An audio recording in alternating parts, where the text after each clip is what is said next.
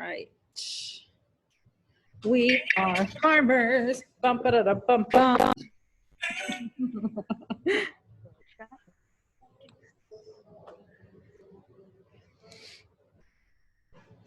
These stories are very weird.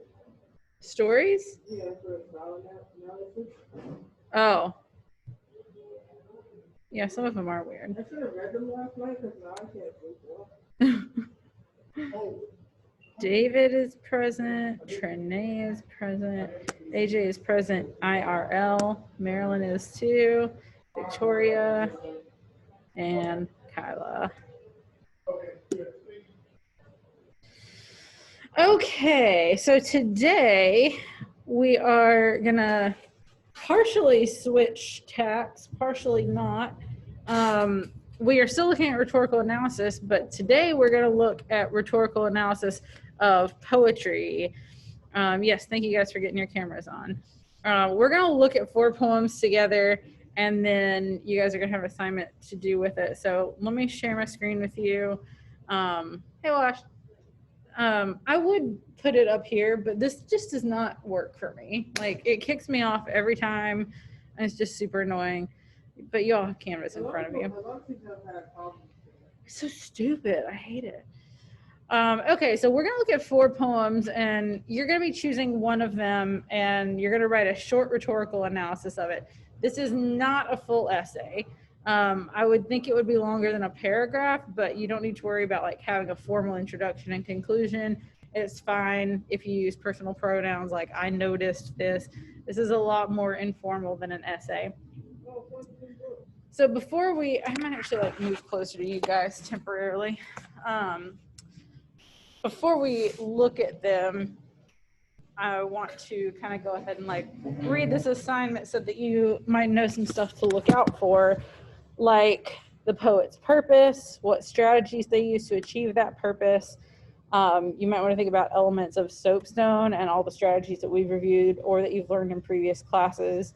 I know that you've gone over poetic devices in other classes. Are there any poetic devices that the poet uses that help further their purpose? Feel free to focus on 2 or 3 strategies like you have for other essays, or you could like go through the whole poem sort of like chronologically and talk about the choices that the poet makes. So this link actually is going to take you to this. I'm just not going to open it twice. Nope, not that. JK. This. So we're going to look at 4 poems. They're very different from each other, which is one of the main reasons that I chose each of these. So as we read them, and we'll talk about each one briefly after we read it, think about what kind of strategies you notice the poet using, what's the overall message, and kind of try to decide which one of these you want to write about. So this first one, I don't know if any of you guys are familiar with E.E. Cummings at all, but he is a weirdo. What? Oh. He does a lot of weird stuff with punctuation and capitalization and the order of words. He's kind of bizarre. This is the weirdest one, so I put it first. So it's called I Carry Your Heart With Me, I Carry It In. I carry your heart with me. I carry it in my heart. I am never without it. Anywhere I go, you go, my dear. And whatever is done by only me is your doing, my darling. I fear no fate, for you are my fate, my sweet. I want no world, for beautiful you are my world, my true. And it's you are whatever a moon has always meant, and whatever a sun will always sing is you. Here's the deepest secret nobody knows. Here's the root of the root and the bud of the bud, and the sky of a tree called life, which grows higher than the soul can hope or mind can hide. And this is the wonder that's keeping the stars apart. I carry your heart. I carry it in my heart. He's from Massachusetts? Is that what you said? Is everybody from Massachusetts here? The what?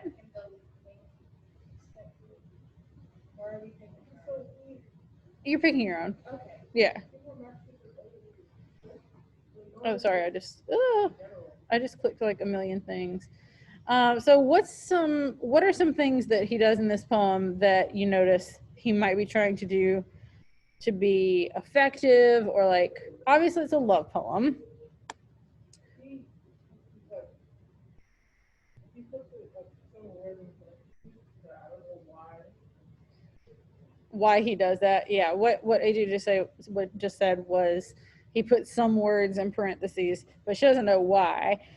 And I don't know if there's a right answer to that. Like why he chooses the particular phrases that he chooses to put in parentheses. Um, why does he?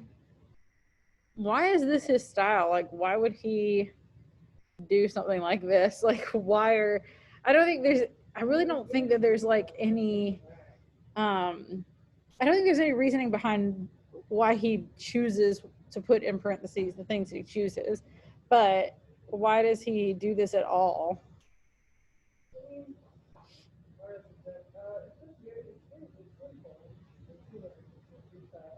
Yeah, it's pretty freestyle. It even kind of looks like it's sort of like with I fear kind of off to the side, because I tried my best to like keep the spacing that he did and everything from the original. It's almost like there's a connection between the first two. Yeah, maybe so. He doesn't use any punctuation, or not punctuation, capitalization. There's like literally no capitalization in this.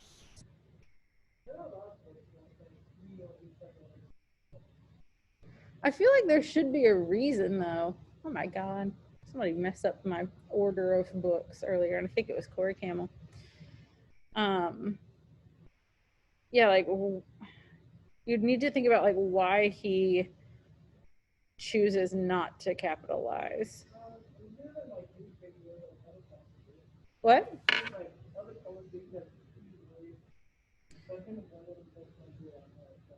Yeah, this is like pretty typical for him. He does this kind of thing all the time.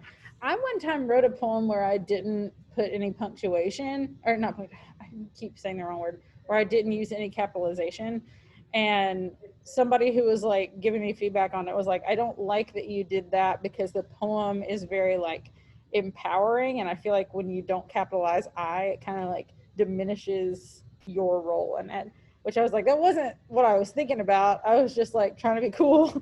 But that was a thing that she picked up on. And so I don't know if there's like a reason that he would choose not to capitalize, like if he is trying to sort of diminish his role and amplify the role of the other person in it. It's a possibility. I don't know. But let's move on to the second one, which is a lot more traditional. Um, the style of it is a lot more traditional. There's not any weird like punctuation, capitalization stuff. But Walt Whitman, he's a very famous poet from back in the day.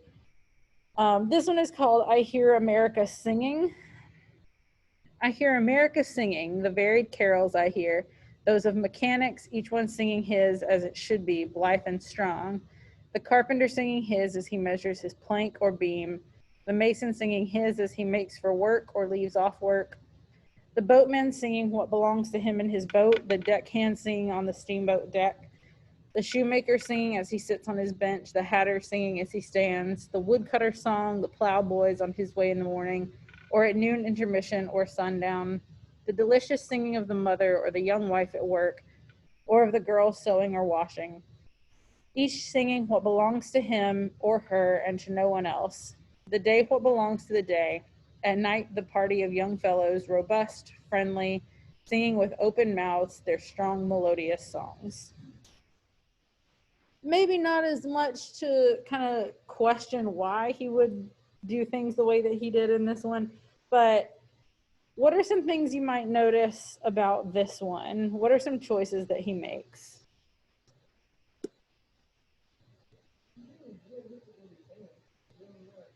Huh? It is very realistic, yeah. Um, I feel like it's almost sort of even more than realistic. Like he's sort of like talking about the everyman. Like if you look at all the people he lists, it's people of all different types, people of all different kinds of jobs, men, women, young people, like the plowboy. Um, he's got all kinds. It's very varied, which is what he mentions in the first line, the varied carols I hear. Um, and I think the fact that he refers to it as a carol is, he does that for a reason, not just song.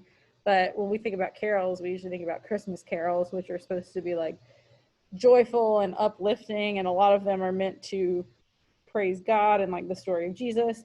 So I feel like saying carols rather than songs, it's meant as more of like an ode kind of.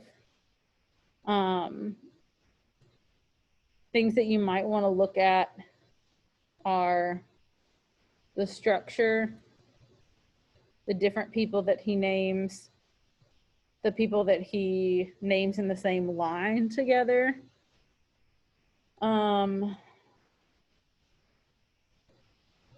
Sentence structure. How many sentences even is this poem?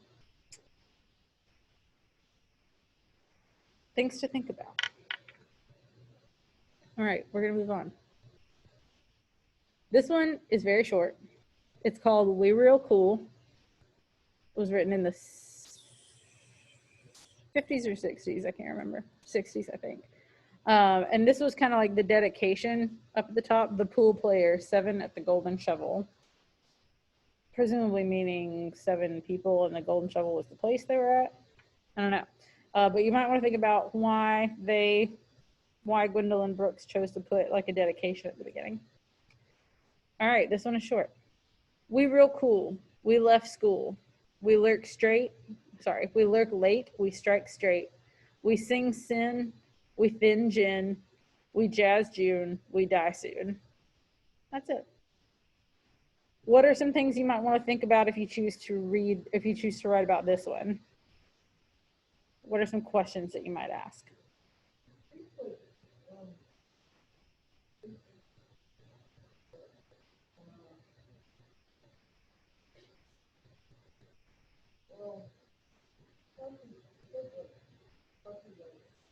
How she writes? Like what? What do you mean specifically? Yeah. Yeah. Why does she choose to put we on? Like, why doesn't she just start a new line with we? Seems like that would be a logical thing to do, but she chooses not to. That's actually a thing called enjambment. I don't know if you've ever heard that term in another English class, but like when you start a sentence but it flows into the next line, that's what that's called. Enjambment. More than any of the other ones we've seen, she chooses to rhyme in this one. Even if her rhyme is like, it's almost an internal rhyme. Like if she did have one sentence per line, it would just be like a normal A, B, B, C, C, D, D. But because she doesn't, it throws it off a little bit. This is only 4 sentences, and they're each only 3 words. So the fact that it is so structured, even if it's not a structure that's totally logical for us, the fact that it's so structured is definitely worth mentioning and worth questioning why she does it that way. And then also this one has got a pretty, I mean, I don't want to like walk you to the door on this one, but it's got a pretty strong message for being so few words. And I kind of feel like the title is almost a little bit misleading. It starts off in a really different place than it ends. What did you say, AJ? Yeah, it does. And then, I mean, like they're at the pool hall, so maybe she's talking about gambling or pool players or people just hanging out. But like the fact that it just starts as like, we real cool. I mean, that sounds fairly positive, but the last line is we die soon. So,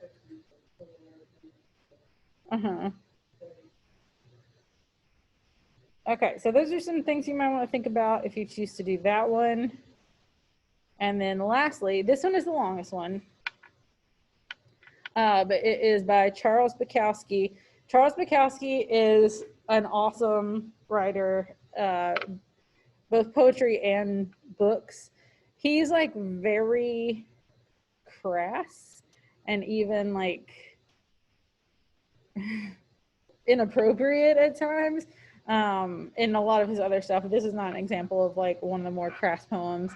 But I actually recommend him to guys a lot because I feel like it's hard to get anyone into poetry, but I feel like it's especially hard to get guys into poetry. And then, I could speculate about why, but it's just the fact that it's harder to get guys into poetry than it is to get girls. But I always recommend Charles Bukowski just because he's got like topics that guys tend to like reading about more. Yes. We can pick anything from the 3 links or no. Yeah, you don't even have to stick to the 3 links. You can do a story, whatever story you want. I was like, I already started writing. Okay, yeah, no, you're fine.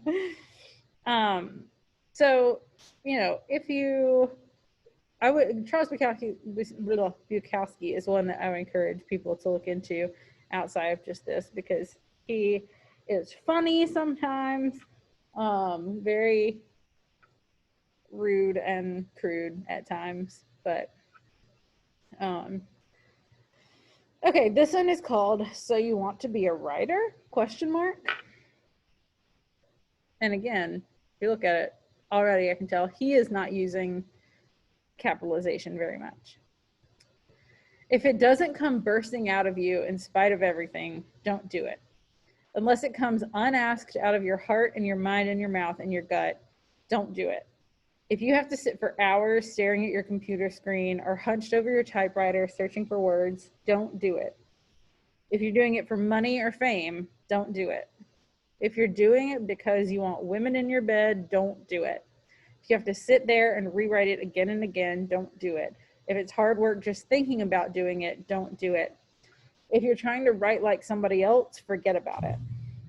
If you have to wait for it to roar out of you, then wait patiently. If it never does roar out of you, do something else.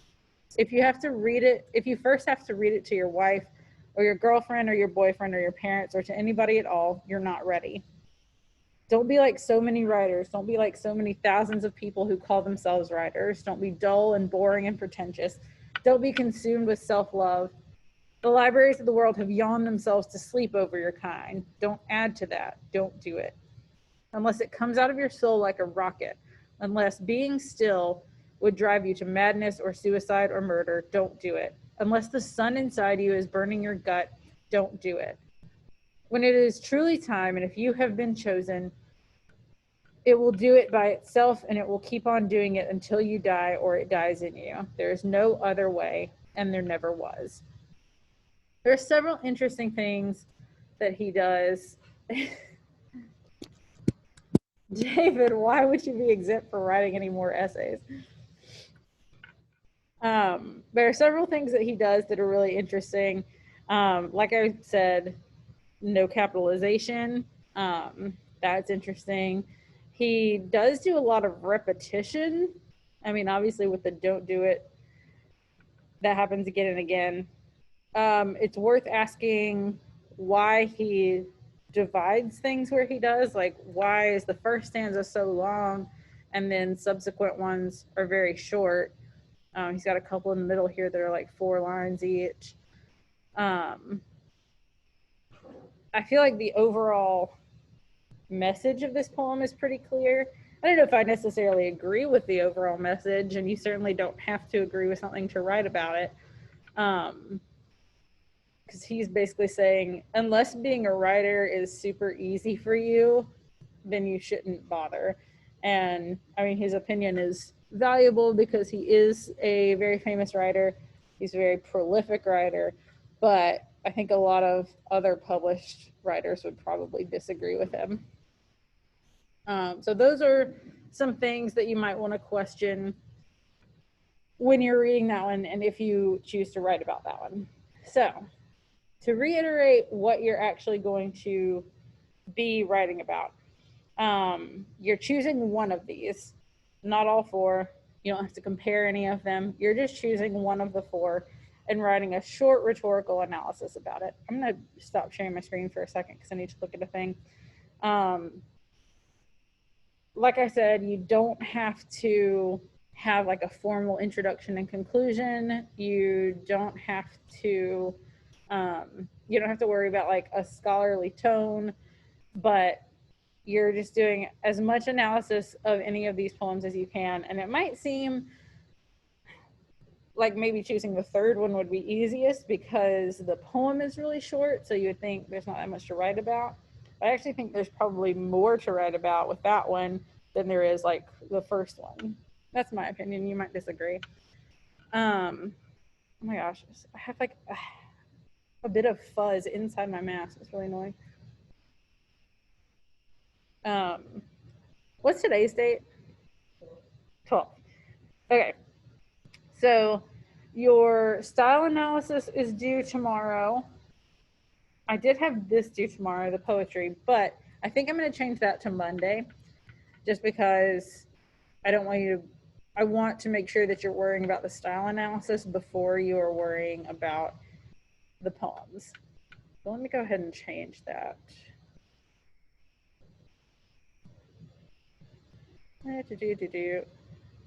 November 16th. That's where we're changing that. Okay. So it's only 1:41. You guys can have the rest of the time to either start working on this, or if you're not finished with your style analysis yet, you can work on that. And you can leave the call or stay on the call. You can feel free to turn your cameras off at this point if you want to do that. But I'll be around if you have any questions.